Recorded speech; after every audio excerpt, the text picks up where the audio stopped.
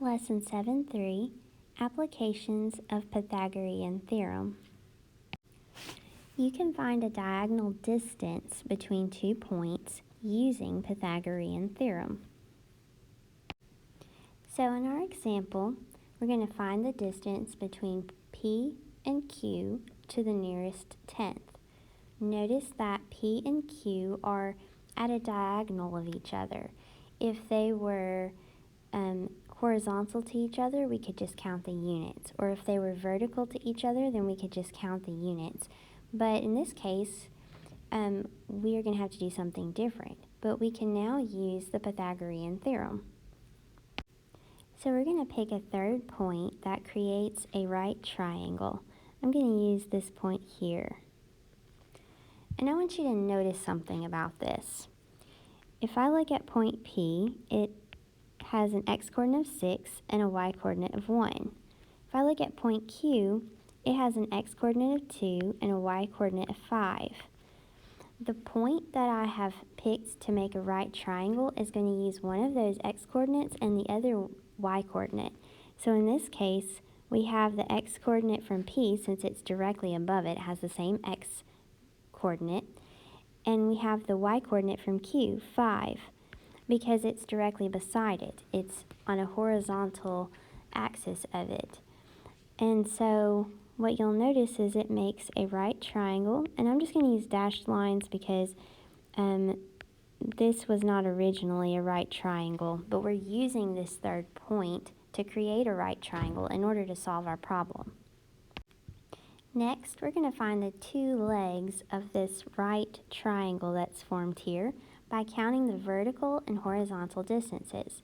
So the vertical distance up and down between 6'1" and 6'5" is 4 units. And I could just count from unit 1, go up to unit 5, I'd go up 1, 2, 3, 4. So it's 4 units tall.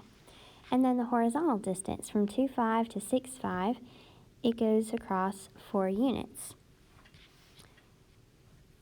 And now that we have gotten 2 of the 3 legs of a right triangle, just use your formula and solve for your missing side C. So we just use the formula, plug in A, B, and C into the Pythagorean theorem, simplify, and we get that C is about 5.7 units. And so at that point, we have finished the problem. We've got that it is about 5.7 units. And looking at that triangle, 5.7 makes a lot of sense. It's a little more than either of the legs, so it seems to be a reasonable answer. Example 2, TVs and electronic screens are measured by their diagonal length. A 52-inch TV has a height of 20 inches. What is the width? So I'm going to start by drawing a picture.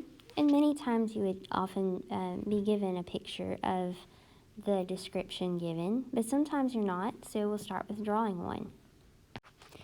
Okay, so a TV screen is a long rectangle, and we're given the diagonal length is 52 inches. So we can draw a diagonal across from one corner to the opposite corner, and we can go ahead and label that as 52 inches. We're also given that it has a height of 20 inches, and we want to know its width, and in this case it means the distance across the base of the TV. So let's just label that as W. We don't know what that is. So we can now apply the Pythagorean theorem because we have 2 of the 3 sides given of a right triangle. So this is an application of the Pythagorean theorem. We have a squared plus b squared equals c squared for our formula, and we plug in what we know. We know that one of the legs is 20 units, or 20 inches.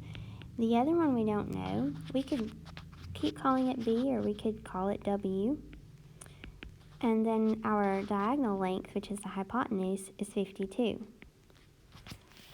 So we'll go ahead and simplify. And then we're trying to get w squared by itself on the left side, so we'll get rid of 400 by subtracting 400 from both sides of this equation.